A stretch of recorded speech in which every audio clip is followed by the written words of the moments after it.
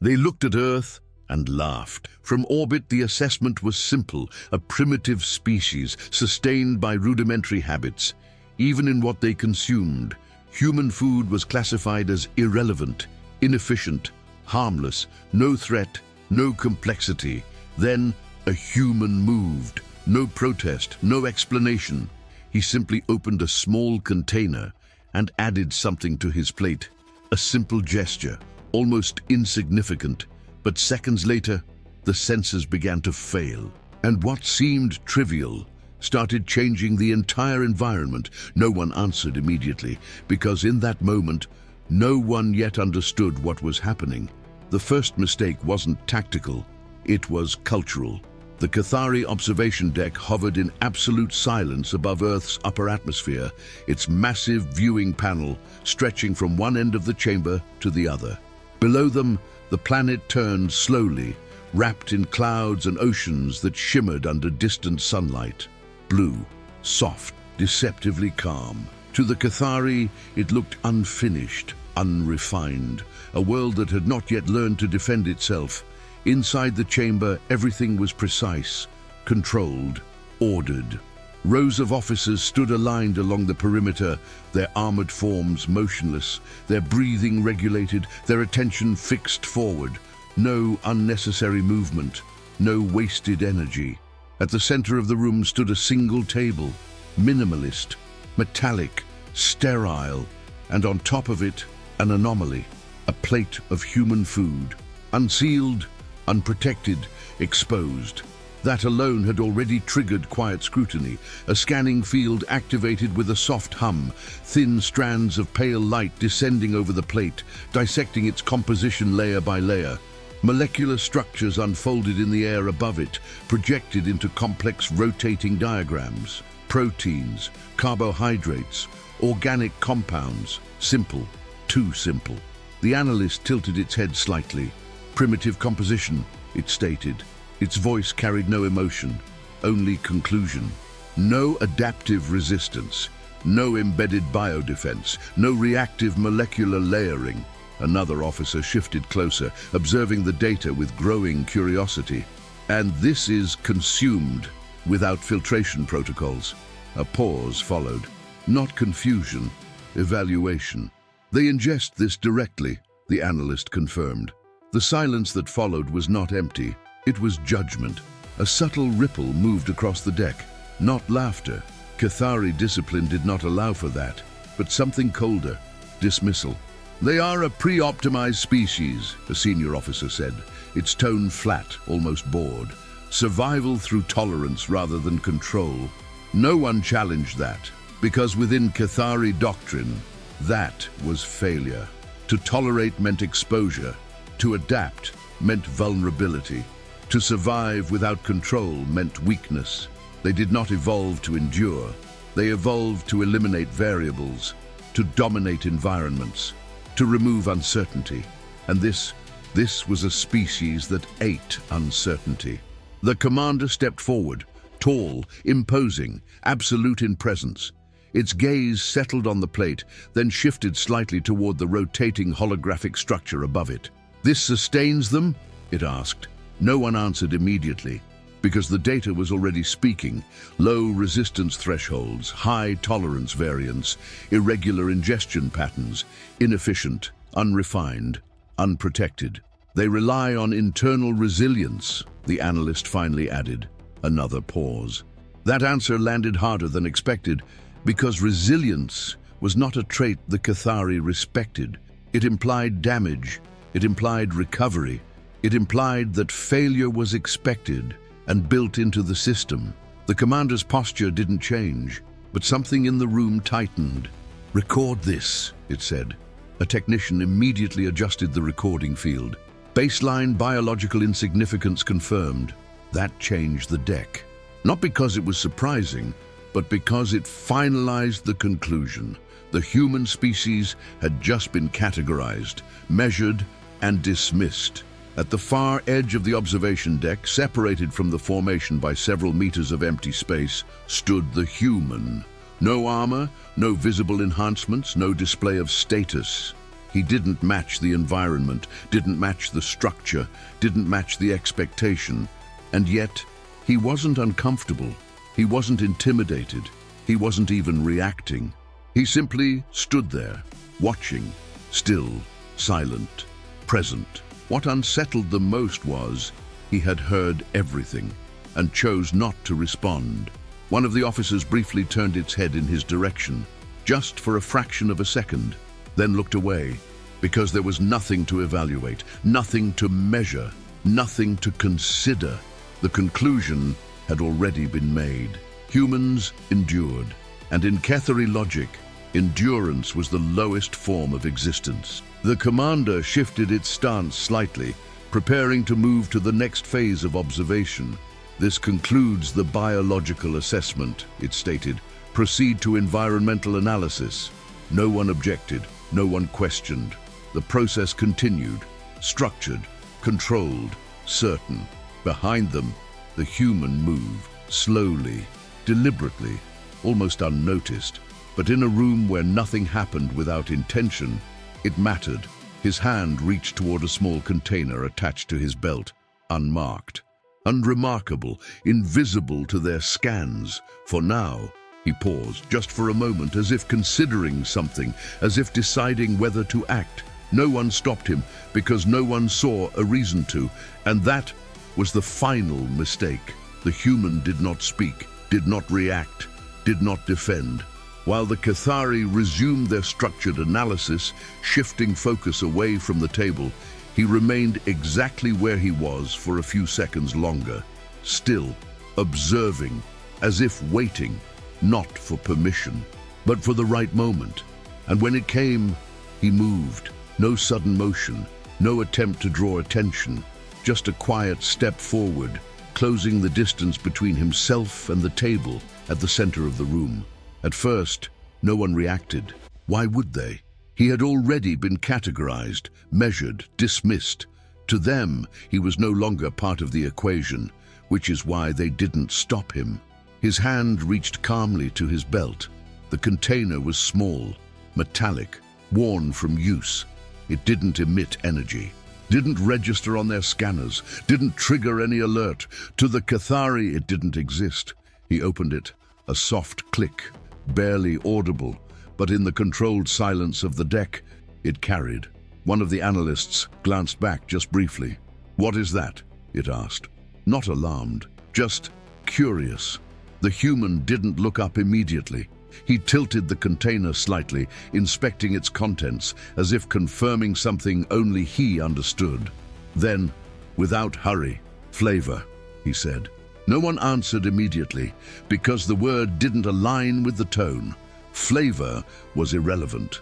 Flavor had no strategic value. Flavor did not belong in a room like this. That answer landed harder than expected. The analyst narrowed its focus. "Clarify." The human finally looked up, not defensive, not challenging, just calm. "It makes the food better." A pause, longer this time. Several officers turned slightly, not because they felt threatened, but because something didn't fit. Better? The concept itself was inefficient. Food existed for function, for fuel, for optimization, not for preference, not for experience, not for something as irrational as enjoyment. What unsettled them most was he wasn't explaining. He wasn't trying to convince them. He was stating something obvious, something simple, something they didn't understand. The human turned his attention back to the plate. Then he shook the container. A fine red powder fell lightly over the surface of the food. Soft, controlled, measured. It didn't react, didn't hiss, didn't emit heat, didn't change color. It simply settled, blending into the meal as if it had always been there.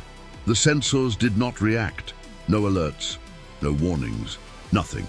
One of the technicians checked the readings again. Still no anomaly, it reported.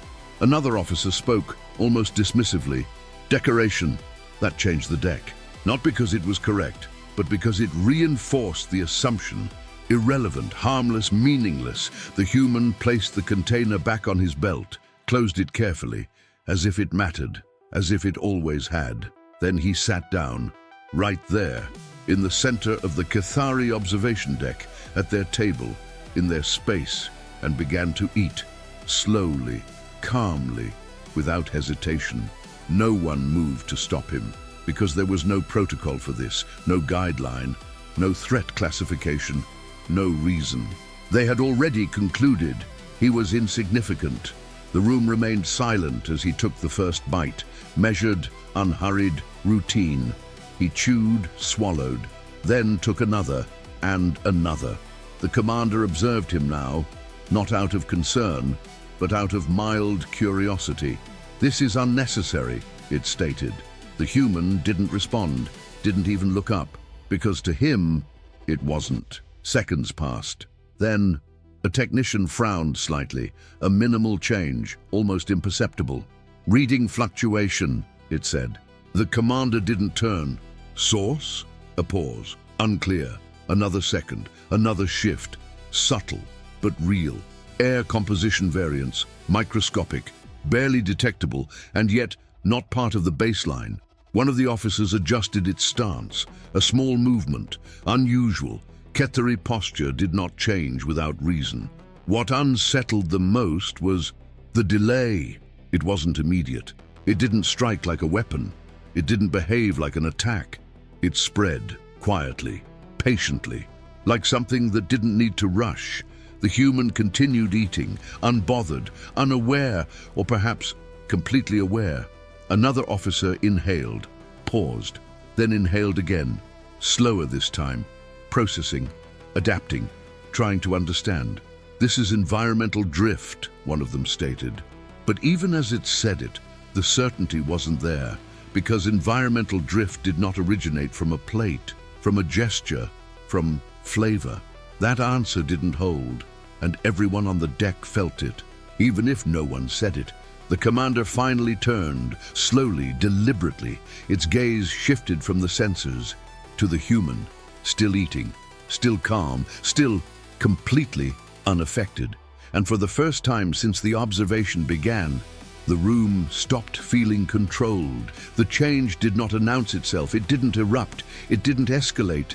It unfolded quietly, like something that had always been there, just waiting to be noticed. The first true sign wasn't visual. It was internal. One of the Cathari officers adjusted its breathing cycle, a minor deviation, barely worth registering, except Cathari physiology did not fluctuate. Not like that.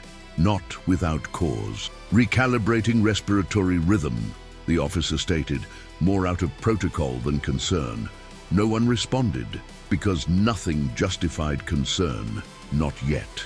At the far side of the deck, a technician leaned closer to its station. The holographic display flickered, once, then stabilized, then flickered again. "Sensor drift increasing," it reported. Still calm, still controlled, still within acceptable variance. But the numbers were no longer aligning, and that was not acceptable. The commander stepped forward again, not rushed, not alarmed, but present. "Identify source." A pause followed, longer this time. "No external contamination detected." That answer should have resolved the issue, but it didn't, because the readings continued to change, slowly, persistently, like something spreading beneath the surface. One of the officers exhaled and stopped, just for a fraction longer than normal. Its posture shifted slightly, not enough to trigger alarm, but enough to be seen. That changed the deck. Eyes moved, not dramatically, not openly, but subtly, observing, tracking, calculating. What unsettled them most was there was no clear moment of impact, no instant cause, no identifiable trigger, only a growing awareness that something was wrong without understanding what. Another officer stepped back, just one step, unnecessary, unplanned, unacceptable. Cathari soldiers did not reposition without command, and yet it had. The commander noticed. Of course it did. It noticed everything. "Explain that movement." The officer hesitated, for the first time. Adjustment, a weak answer, and everyone on the deck knew it. Because Cathari did not adjust. They executed. They optimized. They controlled. Adjustment implied reaction, and reaction implied loss of control. The human continued eating, uninterrupted, unconcerned. Another bite, slow, measured, routine. He reached for a drink, paused, then continued, as if the environment around him hadn't changed at all, as if nothing was happening, but something was. And now they could feel it. Not pain, not damage, not even discomfort in the way they understood it. It was intrusion, subtle, persistent, inescapable. One of the technicians suddenly pulled back from its console. Airborne particulates increasing. The room froze, not physically but mentally, because that did not belong. Source? The commander asked again. This time, there was hesitation. Localized, a beat, originating from the table. No one spoke. No one moved. Every calculation stopped at the same conclusion and rejected it because it didn't make sense, because it couldn't be correct, because nothing on that table had been classified as a threat. The human swallowed, set his utensils down, and for the first time since he began, he looked up, not at the commander, not at the officers, but at the room, as if observing a process unfold, as if watching something inevitable. No one answered immediately, because suddenly everything looked different. The same table, the same food, the same environment, but now it wasn't neutral anymore. The commander's voice cut through the silence. Seal the chamber. The command was immediate, absolute. The doors responded instantly, locking the observation deck into isolation. Air systems recalibrated, pressure stabilized, containment engaged, standard protocol, controlled, reliable. But the readings didn't stop. That's when the first real break happened. One of the officers removed its helmet, abruptly, without permission. The sound echoed, sharp, wrong. Every head turned. Cathari did not remove armor in active environments, ever. "What are you doing?" another officer demanded. No answer. The officer inhaled again, and this time it reacted. A small motion, but undeniable. A flinch. That changed the deck. Not subtly, not quietly, completely. Because flinching meant one thing: the body had identified a threat before the mind. The commander stepped forward, faster now, not rushed, but no longer calm. "Report." The officer tried to respond, paused, adjusted. "Density irregular." Another officer spoke over it. "No, this is not density." Another. "Then what is it?" Silence. Heavy, oppressive, real, because none of them had an answer. And for the first time since entering orbit, Cathari's certainty was gone. The human picked up his utensil again, calm, precise, untouched by everything unfolding around him, and that was the moment they finally understood something. Not what was happening, not how it worked, but something far more dangerous. This wasn't affecting him at all. The first cough broke the illusion. It wasn't violent, it wasn't dramatic. It was small, controlled. The kind of sound a disciplined body makes when it refuses to admit something is wrong. But on the Cathari observation deck, even that was enough. Every head turned, every posture shifted by a fraction. Because Cathari officers did not cough. Their respiratory systems were engineered, trained, and conditioned to remain stable across toxic fields. Low-pressure corridors, battlefield smoke, and chemical dispersal zones that would collapse weaker species in seconds. Their bodies did not react like this. Not on a sealed deck, not under controlled atmospheric regulation, not from a room that had already been scanned, and certainly not from food. The officer who had coughed straightened immediately, trying to erase the sound as if discipline alone could undo it. Its jaw tightened. Its chest expanded once, then again, testing its own breath like it no longer trusted it. The technician nearest the environmental console stared at the data stream, then looked again. Its hands hovered over the controls, not from confusion, from disbelief. "Particulate density is increasing."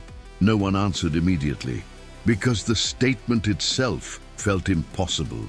The commander moved to the center of the deck, voice sharp now, stripped of its earlier indifference. "Define." The technician swallowed before speaking. "Airborne biological irritants are present." A pause. Then, "No." The answer came from one of the senior officers. Instant, instinctive, rejected before logic could process it. No biological irritant passed the first scan. The technician didn't look away from the readings. "I know." That answer landed harder than expected, because it wasn't defensive. It was worse. It was honest. And honesty, in that moment, was more destabilizing than alarm. The human took another bite, chewed, swallowed, then calmly reached for the small metal container again. The reaction was immediate. 3 officers stepped back at once. Not commanded, not coordinated, pure reflex. That changed the deck, because now everyone saw it. Not just the contamination, not just the readings. Fear. Not battlefield fear, not strategic caution, something more humiliating. The body recoiling before the mind could justify it. The commander saw the movement and understood at once how dangerous it was. Not the powder, not the air, the loss of composure. "Hold position," the commander ordered. No one disobeyed, but no one returned to where they had been standing either. The line had broken, only slightly, only enough to matter. The human tapped the side of the container once with his thumb and sealed it again. Careful, familiar, routine. To him, it was nothing. That was what unsettled them most. Whatever was happening on that deck, he lived with it. He expected it. He carried it on his belt like an afterthought. One of the medtech officers activated a localized filter drone.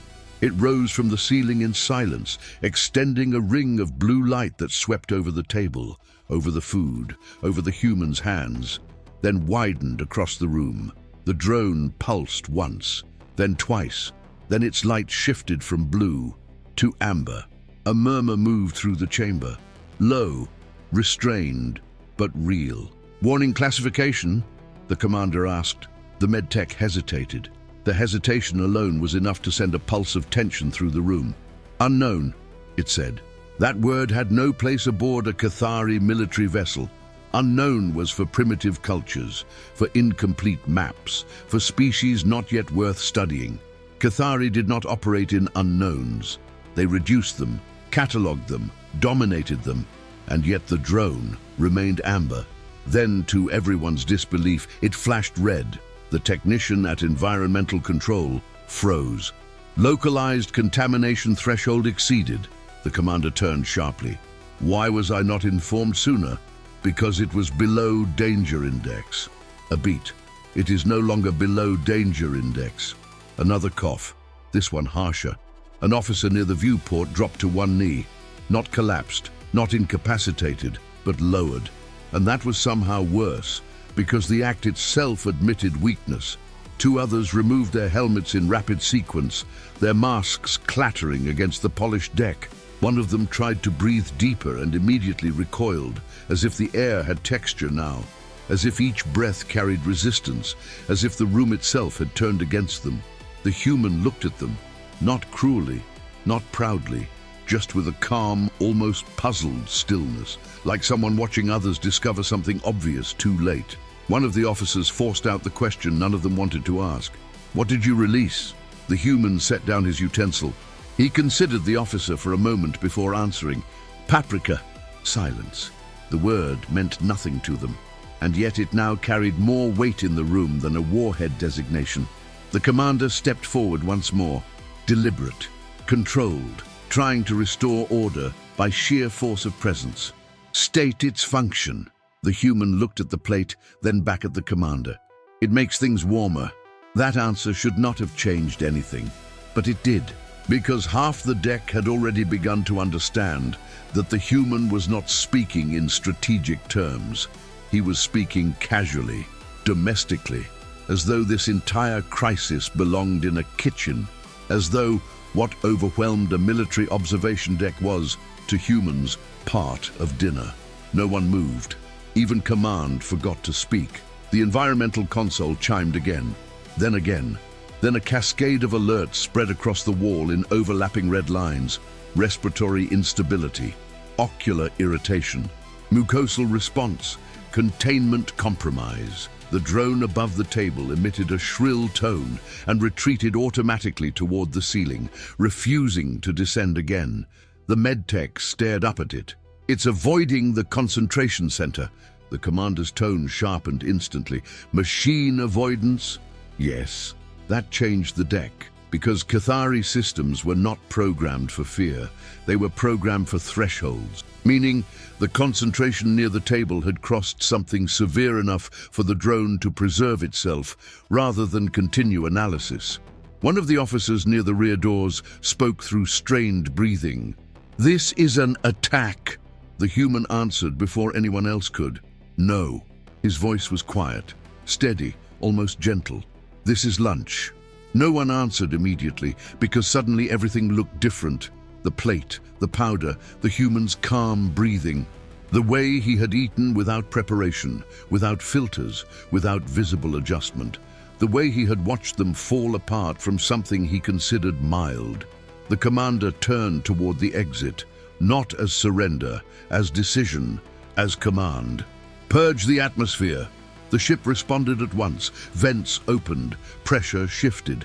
High cycle filtration engaged with a low industrial roar. Cold air rushed through the observation deck in violent streams. For a second, the officers held on to certainty again. Machinery, protocol, superior systems, familiar control. Then the readings rose higher.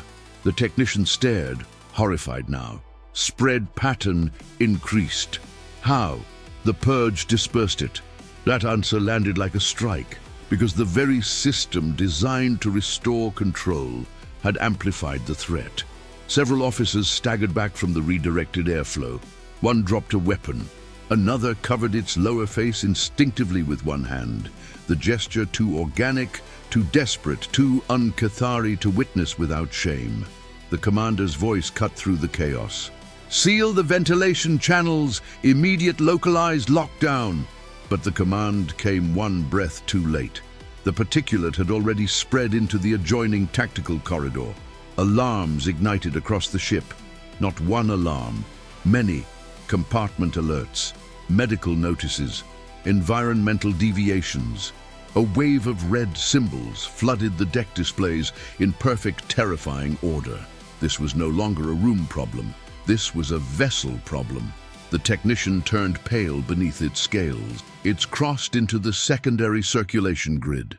The commander finally said the word none of them had expected to hear on this mission. Evacuate. Silence. No one moved at first, because evacuation implied defeat. Then the commander corrected itself and made it worse. Evacuate the deck. A beat. It watched the readings spike again, saw another officer nearly fall, saw two medtechs retreat from their own instruments, and understood. This was bigger than the room, bigger than containment, bigger than dignity. Its next command came harder. Evacuate the entire vessel section. That changed everything. Officers moved at once now, but not with the polished precision they had arrived with. Their formation collapsed into controlled retreat. Doors opened in sequence. Emergency barriers descended. Helmetless soldiers pushed through the corridor as med units rushed toward them, and then stopped at the threshold when their own scanners screamed warning. The human remained seated, calm, centered, as if he had not just broken the psychological spine of the most disciplined military species in the sector with a pinch of red powder and a quiet meal. One officer stopped at the door and turned back. Its eyes were wet now, irritated, furious, confused. "Why are you unaffected?" The human leaned back slightly in his chair, thought about the answer, then said simply, "Because this one's mild." The deck fell silent, not because no one was there, but because every remaining sound had suddenly become irrelevant. The alarms, the vents, the boots against the metal floor, none of it mattered anymore. Only that sentence, only the realization behind it. If this was mild, what exactly did humans consider strong? And how had a species survived long enough to normalize this? The officer at the door said nothing, could say nothing, then turned and disappeared into the evacuation corridor with the others. Within moments, the observation deck was nearly empty.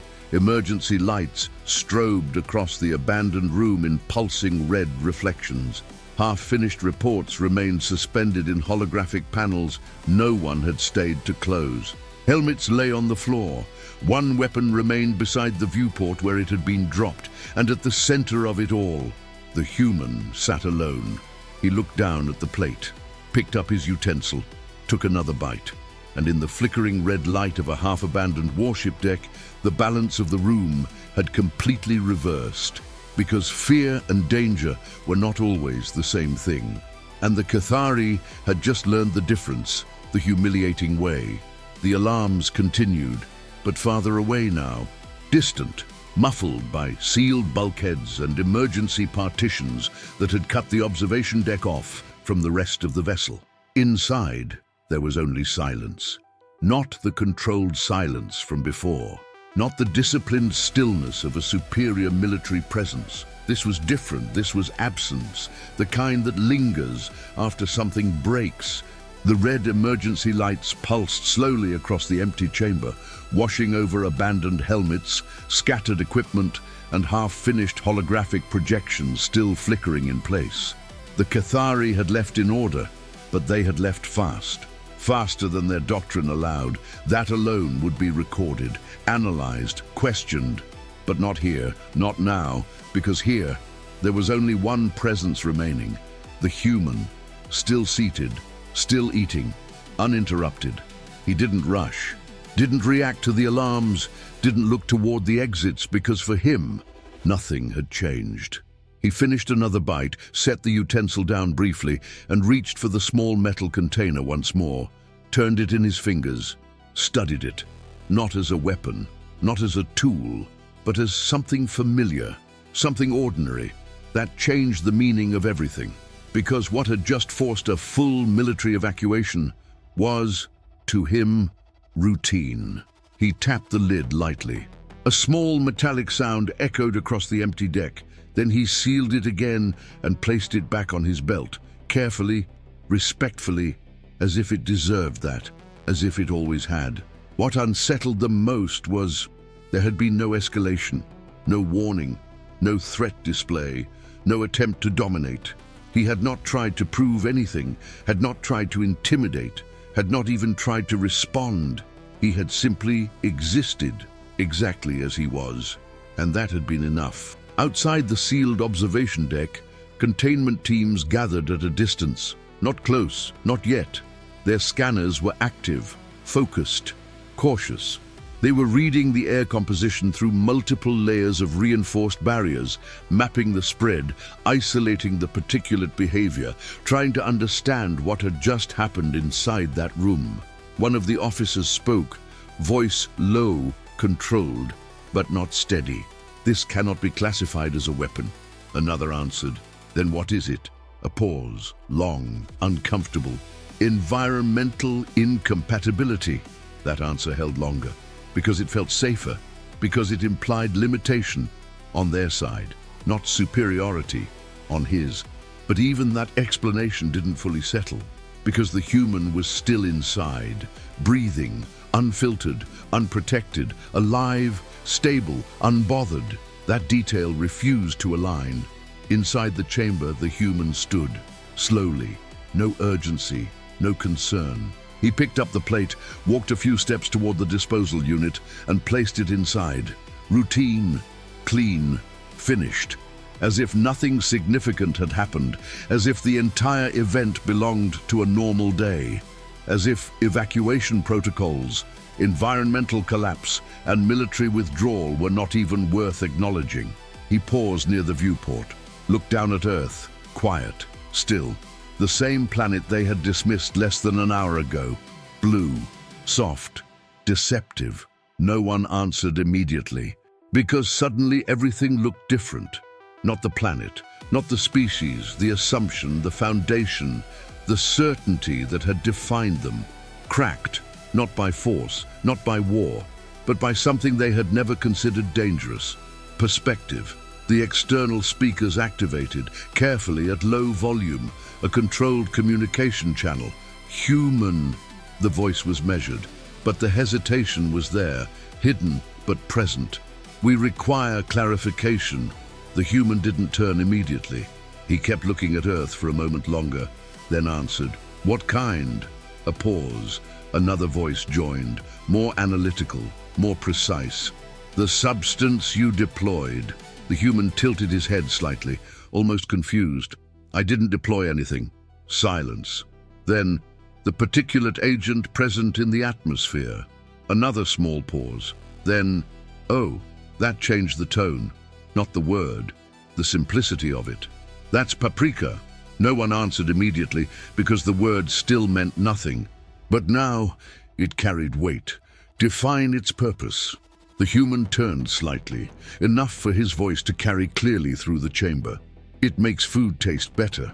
That answer landed harder than expected, because it removed every remaining illusion. There was no hidden layer, no secondary function, no strategic value, no weaponization. Just preference. And that was the most destabilizing realization of all, because it meant the gap between them wasn't technological, it wasn't military, it wasn't even biological, it was conceptual. Humans didn't eliminate discomfort, they lived with it, adapted to it, normalized it, even enjoyed it. One of the officers outside finally asked the question none of them wanted to face. "What happens if this is not mild?" The human paused, actually considered the question, not as a threat, not as a warning, just as a genuine thought. Then he answered, "You wouldn't stay on the ship." The silence that followed was absolute. Even command forgot to speak, because there was nothing left to analyze, nothing left to reframe, nothing left to deny. They had come to evaluate a primitive species, and instead discovered a species that had built itself around surviving what others could not even endure. The human walked toward the exit, stopped in front of the sealed door, waited, no attempt to force it open, no attempt to assert control, just waiting, calm, patient, as if the next move wasn't his. And for the first time since the encounter began, the Cathari understood something fundamental. This had never been a demonstration. It had been a glimpse, a small one, a controlled one, a mild one. The door opened, slowly, carefully. Filtered air rushed in, cleaner now, stabilized, processed through layers of emergency systems. The human stepped forward, crossed the threshold, and walked past the containment team. None of them stopped him. None of them spoke. None of them even tried. Because the conclusion had already been made. Not through battle, not through destruction, but through something far more unsettling. Understanding. Fear and danger are not always the same thing. And humans had learned to live with both. And if you're human, subscribe, leave your like and comment below. Humanity stands.